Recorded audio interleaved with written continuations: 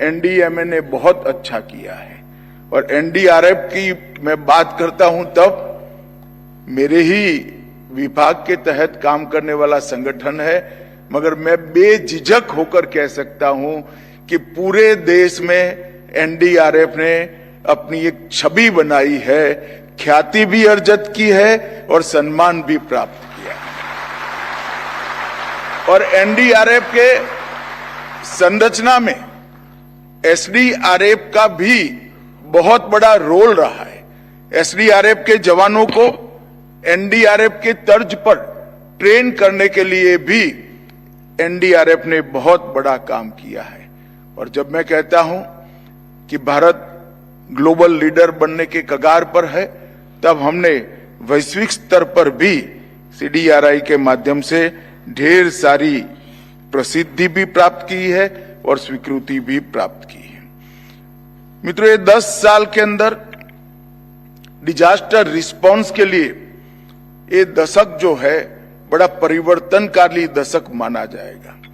जब भी भारत के डिजास्टर रिस्पांस का इतिहास लिखा जाएगा, ये 10 साल संक्रांति काल के 10 साल के रूप में इतिहास को इसको नोट करना पड़ेगा।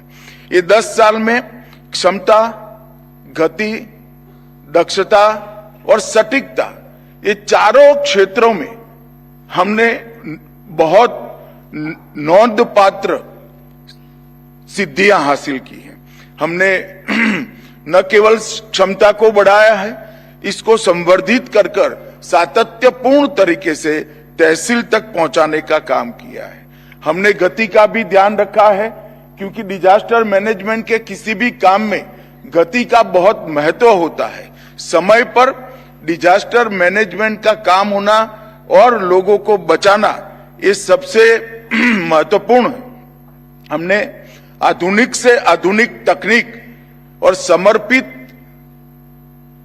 अपने बल के कारण, समर्पित स्वभाव वाले बल के कारण दक्षता में भी वृद्धि की है और तकनीक का उपयोग कर कर सटीकता के साथ पूर्वानुमान और जहां इंफॉर्मेशन। तो गृह मंत्री अमित शाह को आप सुन रहे थे, जिन्होंने का जातीय जनगणना पर जारी की अधिसूचना, और एनडीआरएफ का भी जिक्र वो कर रहे थे। लेकिन जनगणना को लेकर अधिसूचना जारी हुई है, केंद्र सरकार ने जारी की अधिसूचना इस वक्त की अहम खबर है, और उसी को लेकर के गृह मंत्री अमित शाह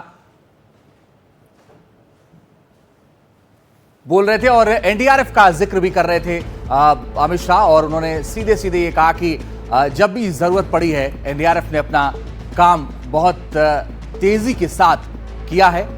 और इस बीच जो एक और जानकारी है उसको लेकर के गृह मंत्री ने दी है कि एनडीआरएफ खास तौर पर जब भी जहां भी आपदा आई है, फौरन उन्होंने अपने काम को सही समय पर तेजी के साथ अंजाम दिया है।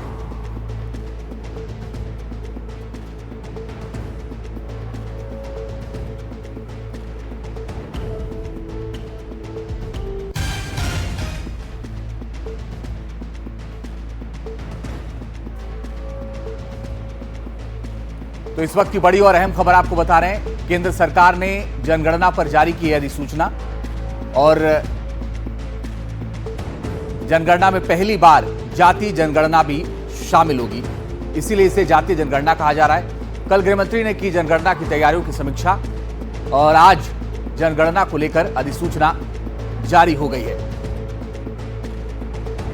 अखिलेश शर्मा हमारे सहयोगी ज्यादा जानकारी के लिए इस वक्त सीधे जुड़ रहे हैं। अखिलेश, बताइए क्या अपडेट है इस पर।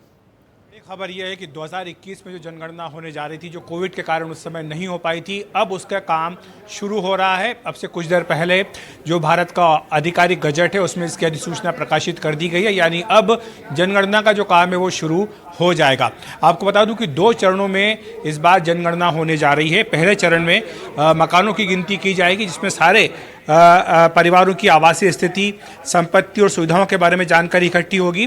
फिर जो दूसरा चरण होगा उसमें हर घर में रहने वाले हर व्यक्ति की जनसांख्यिकी, सामाजिक, आर्थिक, सांस्कृतिक तथा अन्य जानकारियां इकट्ठी की जाएंगी। इस बार महत्वपूर्ण बात यह है कि पहली बार 1931 के बाद यानी आज़ाद भारत में पहली बार जातियों को भी गिना जाएगा, तो कास्ट सेंसस भी इस बार होगी। तो ये काफ़ी महत्वपूर्ण जनगणना का काम होगा। इस काम के लिए करीब 34 लाख जो प्रगणक हैं उनको लगाया जा रहा है और पर्यवेक्षक होंगे। साथ ही करीब 1,30,000 जनगणना पदाधिकारियों को तैनात किया जाएगा। आज़ादी के बाद ये 8वीं बार है जब जनगणना होने जा रही है और इस बार मोबाइल एप्लीकेशन के जरिए डिजिटल माध्यम से ये जनगणना की जाएगी। तो ये काफ़ी त्वरित माध्यम से हो सकता है, इस बार ये कहा जा रहा है।